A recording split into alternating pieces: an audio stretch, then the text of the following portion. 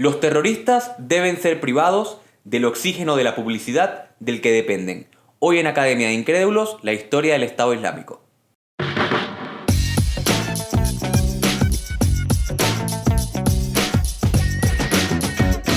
Esto es Academia de Incrédulos.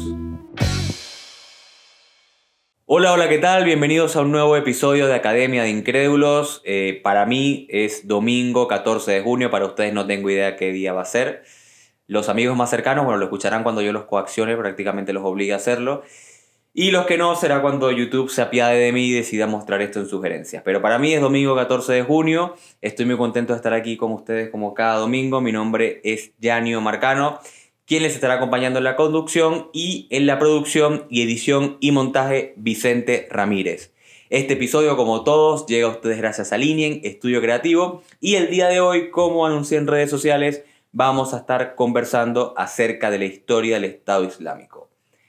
Voy a ser honesto, elegí este tema porque había visto una noticia en internet acerca de que el Estado Islámico había asesinado a 19 chicas yazidíes en Siria. Y la verdad es que me sorprendió muchísimo por lo que ya van a escuchar en el desarrollo del episodio, y decidí hacer el episodio sobre esto. Resulta que afortunadamente la noticia fue mentira y ya había preparado el episodio, así que bueno, como de todas maneras lo tenía en lista, decidí hacerlo. La frase con la que comencé es de Margaret Thatcher, la que fuera conocida como la Dama de Hierro, que sé que es una figura que causa polémica hoy en día, y decidí usarla porque el Estado Islámico fue especialmente conocido por el efectivo uso de la publicidad y de la propaganda, cosa que ya veremos más adelante. Pero como siempre, para contextualizar un poquito, para entender un poco mejor el tema, hay que decir que ISIS, Estado Islámico, Daesh, responden a la misma organización terrorista que nació por allá por el 2003 y que alrededor del año 2012, 2013, 2014 se convirtió en un dolor de cabeza para los gobiernos en Occidente y se convirtió en una preocupación ciudadana prácticamente a nivel mundial. Para comenzar con su historia, vamos a decir que tiene su origen como una facción de Al-Qaeda en Irak contra la invasión estadounidense. Entonces ya sabemos que el Estado Islámico nace como un brazo armado de Al-Qaeda en Irak, y en 2006, bajo la tutela de Bin Laden, se proclaman como Estado Islámico de Irak, asesinando a miles de civiles iraquíes, miembros del gobierno iraquí también, y a sus aliados internacionales. Debido a la intervención de Estados Unidos en ese momento en el conflicto, ellos sufrieron varios reveses, pero para el año 2009 van a tener un punto de inflexión, que es cuando realmente va a comenzar la historia del Estado Islámico. En ese momento ellos se separan de Al-Qaeda cuando deciden invadir Siria de forma independiente. Al-Qaeda no estaba de acuerdo con ese acontecimiento, y en ese momento se separan. Pero aquí viene la parte importante de la historia. ¿Cómo es que el Estado Islámico, que comenzó siendo una facción de Al-Qaeda, en el año 2009 se revitalizan y alcanzan el nivel y estatuto de organización terrorista la más peligrosa del mundo para ese momento, de un día para otro? Antes de decir eso, que para mí es la parte más interesante del episodio, vamos a hacer unas pequeñas diferencias entre lo que es Al-Qaeda y lo que es el Estado Islámico, porque si bien es cierto que nosotros crecimos, bueno, yo por lo menos, escuchando mucho acerca de Bin Laden, el atentado de las Torres Gemelas, en un mundo donde el mediatismo del terrorismo estaba en manos de Al-Qaeda, la realidad es que esto en los últimos años ha cambiado, y que la imagen del terrorismo a nivel mundial, con los atentados en París, en Orlando, en Barcelona, en Turquía y en muchos otros lugares, han sido o han estado protagonizados por el Estado Islámico. Hay diferencias importantes entre estas dos organizaciones. Una de ellas son sus orígenes, y es que Al-Qaeda tiene orígenes en clases medias y altas, incluso miembros con estudios universitarios, e ISIS se fundan en clases bajas, e incluso muchas de estas personas tenían registros criminales. Otra de las diferencias son los objetivos que tenían cada uno, y es que Al-Qaeda pretendía atacar naciones apóstatas, es decir, naciones no islámicas, y sobre todo lo que ellos llamaban la gran cabeza de la serpiente, que era Estados Unidos, mientras que ISIS tenía objetivos estratégicos más limitados, y eran establecer un Estado islámico radical, sobre todo en la zona de Irak y Siria. Y por último, la que para mí radica la gran diferencia entre estas dos organizaciones es el fundamentalismo religioso que profesaban, ya que Al-Qaeda creía que el problema en el mundo eran los no musulmanes, mientras que ISIS creían que la única forma de salvar el Islam era una purga, incluyendo a aquellos musulmanes que no profesaban el Islam que ellos defendían, que obviamente es la versión más radical del Islam. Ahora bien, volviendo al tema que había comentado anteriormente del 2009 y cómo el Estado Islámico se convierte en esta potencia del terrorismo. La versión oficial es que el financiamiento del Estado Islámico corrió a manos de gobiernos como el de Kuwait, como el de Arabia Saudita, como el de Omán, como el de Qatar, naciones importantes en materia petrolera y que sin duda alguna podían ver intereses en contar con un grupo paramilitar que llevara a cabo los intereses que tenían estos países sin involucrarlos a ellos.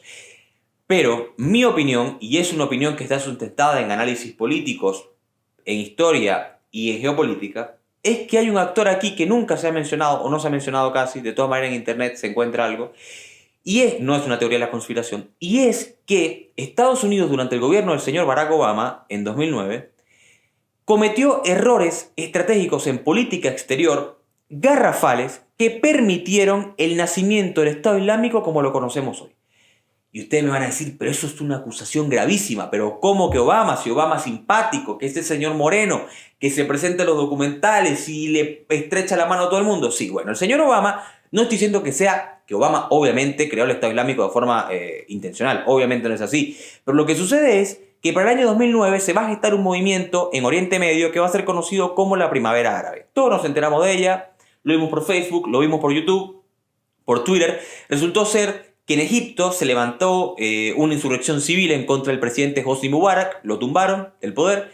Luego esa insurrección pasó a Libia, que quizás fue la que alcanzó mayor reconocimiento mediático por las maneras en la cual fue asesinado Muammar el Gaddafi, y ese movimiento de insurrección después pasó a Siria, donde se intentó derrocar al presidente Bashar al-Assad. Resulta que Estados Unidos, al igual que el resto de potencias europeas, estaba en contra de Bashar al-Assad y decidió, para desestabilizar aquella guerra civil en la que se había convertido el conflicto en Siria, armar a los rebeldes que luchaban en contra de Bashar al-Assad. Y aquí voy a hacer un símil que me pareció interesante con algo que escuché mucho durante las protestas en Venezuela durante 2014 y 2016. Y es que mucha gente decía, Estados Unidos tiene que enviar armas a los guarimberos, Estados Unidos tiene que armar a estos muchachos que no tienen cómo enfrentarse al gobierno. Señores, esto no funciona así. Esto no funciona así. Los gobiernos, cuando deciden establecer organizaciones armadas en países, lo hacen con una planificación tal que toma décadas, que toma planes de inteligencia, que toma establecer bases en esos países, porque generalmente cuando las cosas se hacen así, a los golpes, salen mal. No me imagino yo que hubiese pasado en Venezuela si Estados Unidos hubiese decidido enviar billones de dólares supuestamente a los jóvenes venezolanos para que lucharan en el conflicto contra Maduro, y esto quizás hubiese salido de control y hubiese terminado estas armas en manos de los pranes de los barrios venezolanos. Esto fue lo que pasó exactamente en Siria. Esto fue responsabilidad de Barack Obama, al ser el líder del gobierno ejecutivo de Estados Unidos, y de su secretaria de Estado, Hillary Clinton. Resulta que armaron a los rebeldes y ese financiamiento pasó de los rebeldes a una facción de Al Qaeda que quería distanciarse de ellos y que se convirtió en el Estado Islámico. A mí me parece interesante esto porque es algo que muy pocas veces se dice, y a mí la verdad es que me interesa que los políticos paguen por sus errores políticos, porque si no es muy fácil tú cometer atrocidades en el mundo, luego salir en el documental de Jordan de The Last Dance mostrándote como un señor simpático, y luego sales con Jimmy Fallon y cantas una canción con él y resulta que eres la persona más simpática del mundo. Y la verdad es que no, que todos los políticos tienen sus errores y me parecía importante recalcarlos. Calmándome un poquito, entonces ya tenemos que cómo el Estado Islámico alcanza esta preponderancia en el mundo, cuáles son sus diferencias con Al Qaeda y cómo nació esta organización. Ahora bien, ¿qué es lo que pretendía el Estado Islámico? Porque lo vimos mucho en redes sociales, las cosas que hacían, las atrocidades, estas ejecuciones públicas de las que voy a hablar un poquito más adelante, pero ¿qué es exactamente lo que pretendía el Estado Islámico? El Estado Islámico en 2014 fue cuando la mayoría del mundo lo conoció, cuando ellos decidieron, bajo su líder, Abu Bakr al-Baghdadi, proclamar un califato en Siria y en Irak. Un califato. ¿Pero qué es un califato? Vamos a tener que irnos bastante atrás en el tiempo, lo voy a explicar de manera muy sencilla porque va a haber un episodio sobre la vida de Mahoma y otro sobre la diferencia entre suníes y chiitas, pero básicamente lo que voy a decir es que cuando Mahoma murió en el año 632, sus partidarios se dividieron en dos facciones. Los chiitas, que creían que el liderazgo religioso de la comunidad debía recaer en algún familiar cercano, que en ese momento era Ali, su sobrino, y los sunitas, que creían que debía recaer en el califa, que era el líder de la comunidad religiosa, a pesar de que no tuviese relación de parentesco con Mahoma. En ese momento, el califa era Abu Bakr, un compañero cercano de Mahoma. Entonces, un califato es básicamente un estado teocrático, es decir, que se maneja por leyes religiosas, y autocrático, que recae en una sola persona, cuya toda autoridad radica en la figura del califa y cuya única ley es el seguimiento riguroso de la tradición islámica. Básicamente lo que quería y lo que proclamó el Estado Islámico en su momento cuando controlaba zonas importantes de Siria y de Irak en 2014 fue la proclamación de un califato que, como lo decimos, es un Estado autocrático que se centra en el seguimiento riguroso de una ley religiosa, en este caso la ley Sharia, la ley musulmana. Ahora bien, ¿por qué era tan peligroso este acontecimiento para el mundo? ¿Por qué el Estado Islámico representaba realmente un problema para el equilibrio geopolítico mundial? Por varias razones. Primero, Oriente Medio es la región más inestable políticamente del planeta, para nadie es un secreto, de 70 noticias de acontecimientos bélicos, 60 son en Medio Oriente. Solamente hay que ver los conflictos que hay todavía por el canal de Suez, los conflictos entre Palestina e Israel, las rencillas políticas que dejó el desmembramiento del Imperio Otomano en el siglo pasado. Entonces, realmente las potencias europeas y las potencias del mundo tratan cada vez más de establecer una especie de equilibrio en esta zona. Estados Unidos estableciendo un gobierno, un estado satélite como lo es Israel, etc. Y el hecho de que una organización terrorista se haga con el territorio de Siria y de Irak, se imaginarán los peligros que representa eso, porque claro, teniendo a Siria e Irak es mucho más fácil llevar a cabo una guerra armada contra Occidente, que es lo que pretendía también el Estado Islámico. Como digo, también porque controlaban zonas importantes de Siria y de Irak, y desde ahí pretendían dominar todo el Oriente Medio, y se imaginarán entonces una organización terrorista dominando una zona importante del planeta, y porque, como repito, sería extremadamente catastrófico el establecimiento de un imperio del terror, terrorista, porque no es un estado, terrorista en el mundo, cosa que realmente nunca ha sucedido. Más allá de que algunas personas sean de izquierda, de derecha, que podamos pensar en aquel momento de la Guerra Fría, donde había una gran dicotomía política entre Rusia y Estados Unidos, más de diferencias ideológicas, nunca ha habido realmente un imperio del terror como el que pretendía sembrar el Estado Islámico en Oriente Medio. Ahora bien, ¿por qué asustaron al mundo? ¿Por qué el Estado Islámico fue tan conocido? Porque realmente, más allá de las Torres Gemelas, casi nunca escuchábamos de Al-Qaeda. Y hay dos palabras clave: propaganda y reclutamiento. Respecto a lo primero, el Estado Islámico fue la primera organización terrorista que manejó asesores en comunicación que les desarrollaban planes estratégicos acerca de cómo difundir su mensaje de manera más eficiente. Pensemos que el material del Estado Islámico de ejecuciones públicas, de demagogia religiosa, de amenazas a todo el mundo, se filtraba en Internet de una manera increíblemente rápida a través de aplicaciones como Telegram, como Twitter, como YouTube, y eso realmente hizo que las personas se enteraran realmente de lo que hacía esta organización. Diseminaban contenido de asesinatos, linchamientos, etc. Y realmente somos una sociedad que vive de la imagen, y el hecho de poder acceder a este contenido tan trágico, tan lúgubre y tan asqueroso, hizo que las personas empezaran a hablar del Estado Islámico, que era lo que ellos estaban buscando. Y con respecto a lo segundo, que hablaba del reclutamiento, el Estado Islámico también estableció redes de reclutamiento de hombres y mujeres en países estratégicos como Inglaterra, como Suecia y como Estados Unidos. Tenían comunidades islámicas fundamentalistas en esos países que, incluso siendo ciudadanos franceses, ciudadanos estadounidenses, suecos, etc., que llevaban a cabo estas redes de reclutamiento de jóvenes, sobre todo entre 15 y 18 años, que obviamente sin conocer la historia de la religión, la historia de la política y de todo lo que representa estos conflictos ideológicos en Oriente Medio, se veían seducidos por este mensaje e iban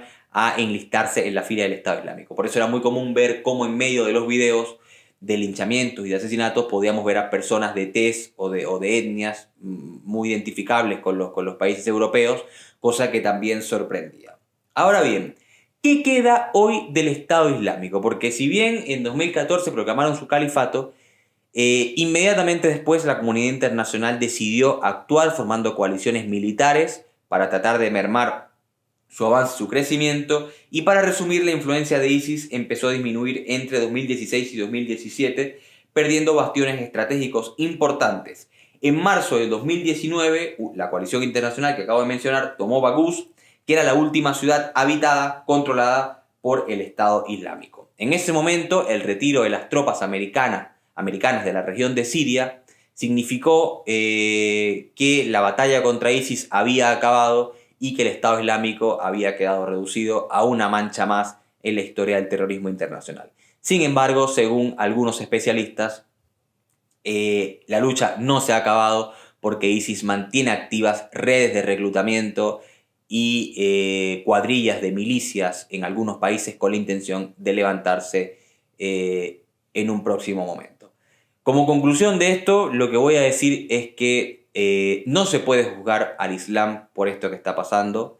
Yo tuve la oportunidad de vivir con 4 musulmanes en un momento que viví fuera de mi país y fueron personas maravillosas que se sentían realmente avergonzados. Eran saudíes ellos, saudíes. Se sentían realmente avergonzados por lo que sucedía con el Estado Islámico y todas las religiones han pasado por un momento de fundamentalismo negativo en la historia. Si no, pregúntele al cristianismo, del cual soy parte, que protagonizaron aquellas lamentables campañas militares conocidas como las cruzadas en la Edad Media. Lamentablemente es el momento donde le toca al Islam tener una facción que dice representarlo, pero que claramente no es así, y que lleva a cabo matanzas en nombre de Dios. Pero como digo, no es culpa del Islam, no es culpa de los musulmanes, sino de unos desadaptados que han malinterpretado una doctrina religiosa bastante, pero bastante bonita, como es el Islam. La última conclusión que quiero hacer, la última reflexión, perdón, es que estas cosas merecen nuestra atención a pesar de que sucedan en territorios que parecen demasiado remotos como para importarnos. El genocidio cultural y étnico que llevó a cabo el Estado Islámico en regiones como Siria y como Irak no ha tenido precedentes en la historia de la humanidad y siento que lamentablemente no se le ha dado la cobertura mediática necesaria. Está bien que nos importe lo que pasa en Francia, está bien que nos importe lo que pasa en Estados Unidos, pero creo que también tenemos un deber moral de preocuparnos también por lo que pasa en Oriente Medio y en algunas zonas que no nos parecen tan familiares. Para despedirme voy a recomendar específicamente una serie en Netflix llamada Califato, espectacular, yo no la había visto, me la recomendó mi hermana y se va a entender mucho más lo que hablé acerca de ISIS si ven esa serie. Es corta, tiene 8 capítulos, es una sola temporada y se la recomiendo un montón. Si les gustó el episodio, como siempre, o si no les gustó, da lo mismo, por favor suscríbanse, no les cuesta nada. Suscríbanse en YouTube, denle un like al video y si lo siguieron por Spotify también denle seguir, aunque en Spotify nunca me dice cuántos son, pero denle seguir igual porque no está de más, no está de más. Así que bueno, esto fue Academia de Incrédulos con un nuevo episodio del día de hoy, la historia del Estado Islámico. Espero que haya sido de su agrado y como siempre nos vemos en un próximo episodio. Chao, chao.